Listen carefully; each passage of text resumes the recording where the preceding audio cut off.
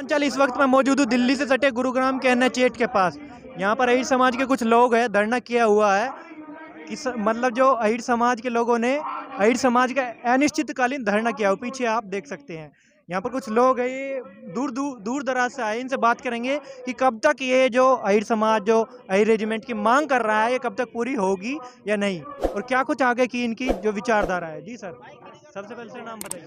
मेरा नाम कालू यादव है। मैं शौरखा नोएडा से हूँ। मैं एक लोक गायक भी हूँ और मैं आज अहिर रेजिमेंट के इस धरने में अपना पूर्ण समर्थन देने के लिए मैं यहाँ पर पहुँचा हूँ दौला टोल पर। आपको क्यों लगता है कि ये मांग पूरी होनी चाहिए? भाई साहब, होनी चाहिए क्योंकि जो भी भारतीय सेना में अलग अलग रेजिमेंट बनाई हैं, आप देखेंगे, चाहे मैं किसी का नाम नहीं लेना चाहूँगा, लेकिन अगर हैं रेजिमेंट तो इन ये जो अहीरों का बलिदान है, चाहे आप सन 1999 में कारगिल का युद्ध देखें, 1965 का देखें, 71 का देखें, ज़्यादा से ज़्यादा अहीरों ने बलिदान दिया है। और जब भी कोई देश के अंदर कोई शहीद होता है तो हर तीसरा फौजी यादव वीर अहीर होता है। बलिदान तो और जाति के लोगों ने भी दिया और है, जाति देते हैं। हम सबका सम्मान करते हैं, हम भारतीय सेना का सम्मान करते हैं, सर्व समाज का सम्मान करते हैं, लेकिन हमारे समाज का और हमारी कौम का भी भारतीय सेना में ये सम्मान रहना चाहिए। ताकि सरकार सुन क्यों नहीं रही है? सरकार सुन नहीं रही है इसलिए कि अपना उनका अलग समीकरण हो सकता है, कुछ अलग विचार हो सकते हैं, लेकिन ये अहीर कौम है, बड़ी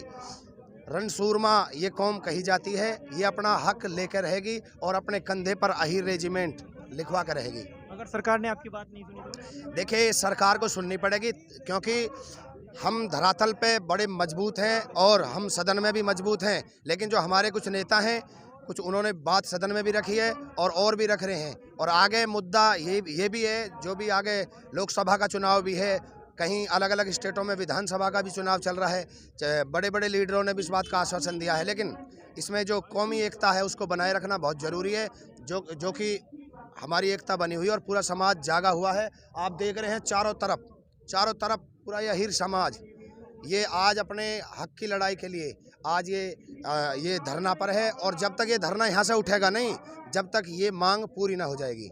सत्ताधारी पार्टी भाजपा में भी बड़े लेवल पर आपके समाज के कुछ लोग हैं, उसके बावजूद भी देखिए, ऐसा है कि भाजपा में भी सांसद हैं, चाहे KP यादव जी हों, भूपेंद्र यादव जी हों और अन्य हों, चाहे DP यादव जी हों, सब ने जो भी हमारे लोकसभा के मेंबर हैं और रहे हैं, उन्होंने समय समय पर मांग उठाई है और अभी भी उठा रहे हैं। और हम भी जिस माध्यम से, चाहे गानों के माध्यम से, चाहे आप न्यूज़ मीडिया के माध्यम से या अलग सदन में जाकर के हमारे जो मेंबर हैं वो आवाज़ उठा रहे हैं और एक तरीके के साथ में बड़े सम्मानजनक रूप से। कोई लड़ाई झगड़ा हम जो है अपनी सरकार से नहीं करना चाहते। हम तो लड़ाई झगड़ा देश के दुश्मनों से करना चाहते हैं। और ये यादव कौम ये चाहती है कि हमारे कंधे पे हक दे दो हमारा। सबसे पहले जहाँ भी कहीं मारने या मरने की बात होगी, सबसे आगे हम रहेंगे, सबसे आगे। सर, आपका क्या नाम है? गगन यादव, कहाँ से आए सर? मेरठ। तो आपको क्यों लगता है कि होनी चाहिए मांग पूरी? मुझे क्या लगता है, ये कई वर्षों से ये हमारी लड़ाई है और ये मुझे नहीं बल्कि पूरे समाज को लगता है, और ये समाज के अलावा पूरे देश को लगना चाहिए अच्छा, कि रेजिमेंट में अगर हम अपने जवान भेज रहे हैं, तो जवान अगर हम अपने समाज का बच्चा भेजते हैं, तो मुझे और कोई आप दिखाइए जो अपने बच्चे को सरहद पर भेजे। लेकिन हम लोग तैयार हैं आज अपने बच्चों को, अपने छोटे भाइयों को सरहद पर भेजने के लिए। आते रहेंगे। तो ये देश की सुरक्षा की बात है। और अहीर रेजिमेंट की जब बात होती है तो वो ये हक जो है स्वाभिमान और सम्मान का है। ये लड़ाई स्वाभिमान और सम्मान की है, जिसके लिए हमें क्या बल्कि सर्व समाज को लड़ना चाहिए, 36 बिरादरी को लड़ना चाहिए। चुनाव का प्रोपेगेंडा तो नहीं है उत्तर प्रदेश में? यही बात मैं आपकी थोड़ी देर पहले सुन रहा था। आपने ये कहा कि अखिलेश भैया की वजह से ये कोई प्रोपेगेंडा तो नहीं है।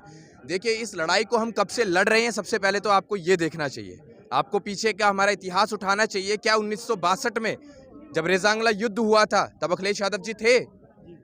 जब बड़गांव में हुआ था, हाजीपीर में हुआ था, कारगिल में हुआ था, ठीक है, नाथुला पे हुआ था, तब अहीर रेजिमेंट। उसके बावजूद भी मांग पूरी नहीं हुई आपकी? मांग इसलिए पूरी नहीं हुई है क्योंकि समाज में एकता नहीं थी पहले, अब हो रही है। और मैं आश्वासन दिलाता हूं कि अगर यही एकता बरकरार रही तो भविष्य में आप खुद देखेंगे। अभी आपने थोड़ी देर पहले किसी से ये सवाल किया था कि कब तक आप ये मानकर चल रहे हैं, डेडलाइन क्या है आपकी कि रेजिमेंट बन जाएगी? तो डेडलाइन मैं आपको देता हूं, 2024 के सेंट्रल इलेक्शन तक अहीर रेजिमेंट बन जाएगी। और आपने फिर उनसे ये सवाल किया कि अगर नहीं बनी तो मैं आपको ये क्या कहते भेज रहा हूं यहाँ से कि अहीर रेजिमेंट बनेगी और ना का कोई सवाल ही नहीं है, और 101% बनेगी।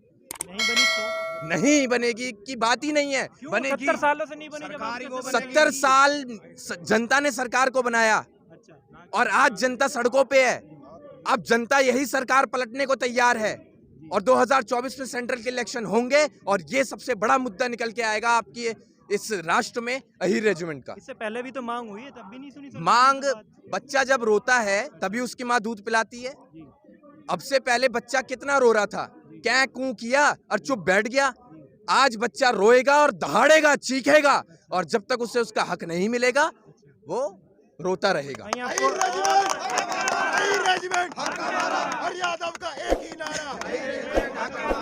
कहीं आपको ऐसा नहीं लगता कि किसान आंदोलन वापस हो गया तो अब ये भी हो जाएगा? किसान आंदोलन किसके लिए बढ़िया निकला?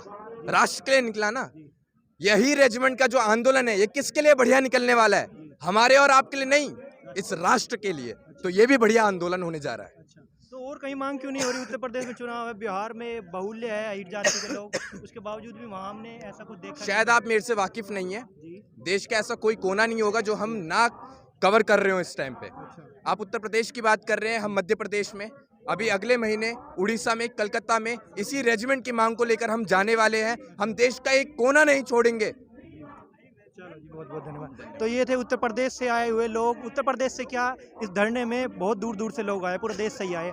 लेकिन अब देखना होगा कि मांग पूरी होती है नहीं, सरकार इनकी बात सुनती है या नहीं। अगर नहीं सुनेंगी तो ये क्या करेंगे, इस बात की पुष्टि तो हम करते नहीं है। और देखना होगा आगे क्या कुछ होता है नहीं। गुरुग्राम से तनुज पांचाल, कैमरामैन पंकज के साथ।